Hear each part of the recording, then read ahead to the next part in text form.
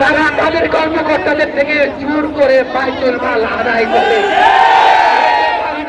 আপনাদেরকে মনে রাখতে হবে ইসলাম জিত হতা হ্যায় আর কারবালা के बाद সেই কারবাল ইসলাম মদিনার ইসলামকে আমরা বুকে ধারণ করি।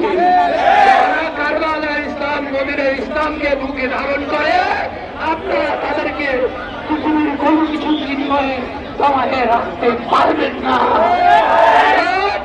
মুসলিম প্রধানমন্ত্রী এখন জনাব তারেক রহমান একজন মুসলিম ছিলেন, ৭০ বছরের নির্যাতনে তিনি দেশে আসতে পারেন না।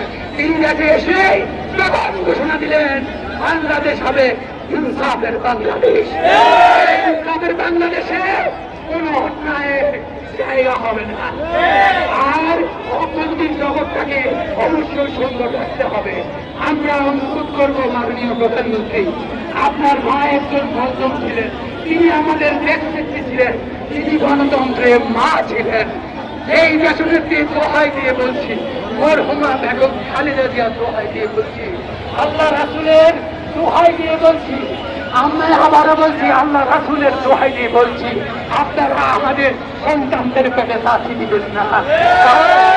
আপনাদেরও সন্তান আছে, মা আছে, বাবা আছে। আজকে রোজা প্রায় শেষ পাশে ঈদ সমাগত, কিন্তু আমরা আমাদের সন্তানের জন্য ১ টাকার কোনো কিছু কিনতে পারি নাই। এটা কি আপনাদেরকে কষ্ট দেয় না? এটা যদি আপনাদেরকে কষ্ট দেয়, এই মুসলিমদের মুখের দিকে তাকিয়ে ন্যায় বিচারের স্বার্থে আপনারা মেহেরবানি করে সেই অবৈধ মুখগুলো আছে, বিশেষ করে ইসলামী ব্যাংক, রাষ্ট্রীয় Islami bank, union bank, SIBL, আলহারা, গ্লোবাল ইসলামী, এই মুখগুলা আজই ব্যাংকে দেন। ব্যাংকে নিয়ে যথাযথ এবং দেহভাবে যদি পরিষেবার সুযোগ না পায়, তাইলে দেশের অর্থনৈতিক সচল থাকবে না। একটি নির্দিষ্ট মহল দেশে বিদেশে অর্থ পাচার করতে, আমরা তাদেরকে অর্থ পাচার করতে সুযোগ দেই না।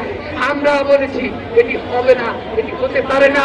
তারা দেশের অর্থনীতিকে ধ্বংস করেছে, ব্যবসায়ীদেরকে ইচ্ছাকৃতভাবে ধ্বংস করে দিয়েছে।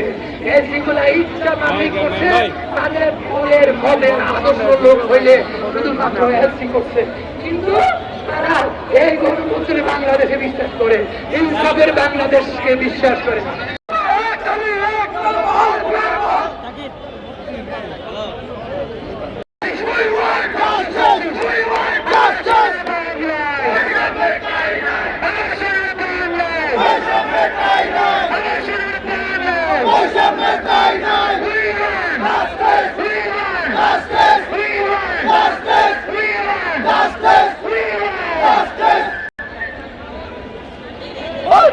Justice!